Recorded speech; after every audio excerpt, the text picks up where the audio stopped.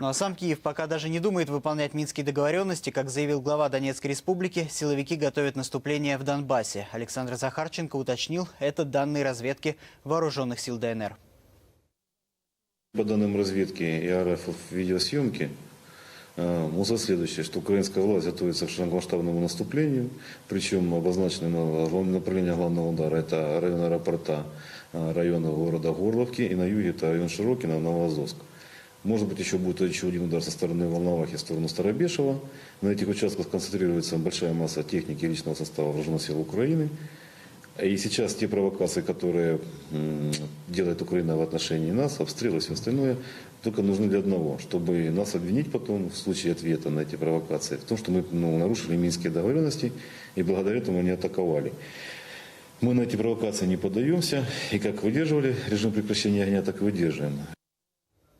Жители Донбасса, между тем, надеются, что режим прекращения огня все же перерастет в прочный мир. Сейчас они восстанавливают разрушенные войной города и села. Репортаж Александра Белибова.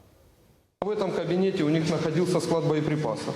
Глава администрации Иловайска Сергей Муковнин вспоминает, как осенью прошлого года одним из первых оказался в оккупированной солдатами Нацгвардии школе.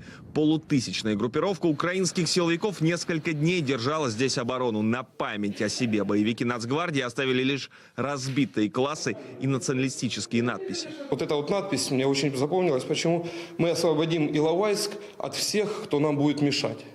То есть им было без разницы, там, воюют они там с террористами, с ополченцами или просто с мирными жителями. Всех, кто их не устраивал, это значит люди, которые им мешают. Значит, от них надо освободить Иловайск.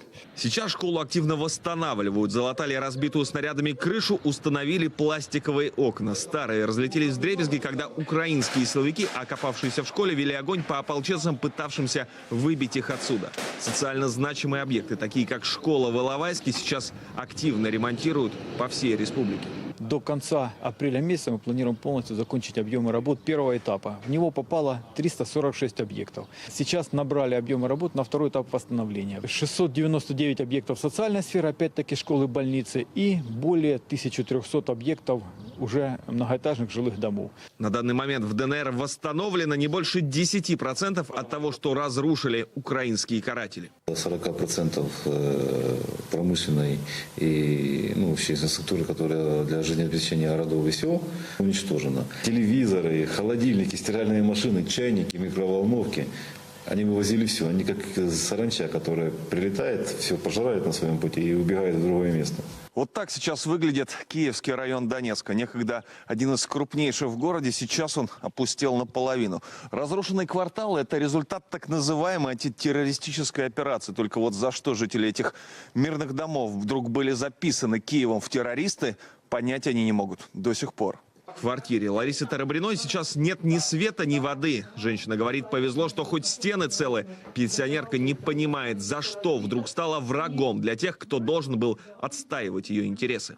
Ночью обстреляют, а потом за один день, вот 10 августа, весь район этот, как пошли снаряды. Сказали, что сепаратисты. А в принципе, я считаю, какой я сепаратист. Мы имели право свое мнение высказать. Но мнение, которое отличается от навязанного Киевом, на Украине нынче считают, видимо, преступным. Наверное, поэтому и обучать искусству войны с собственным народом украинских солдат будут идеологически правильно подкованные инструкторы из США. Высадившийся на днях во Львове десант из 300 морских пехотинцев в ДНР считают предвестником обострения ситуации на Донбассе. Провокация однозначно будет увеличиваться, потому что их учить-то будет для чего? Для того, чтобы провоцировать саму обстановку. И после того, как она будет спровоцирована, обвинить, как всегда, в том, что мы не выполнили взятое на себя обязательства, сказать, что они аннулируются, и перейти к наступательным действиям.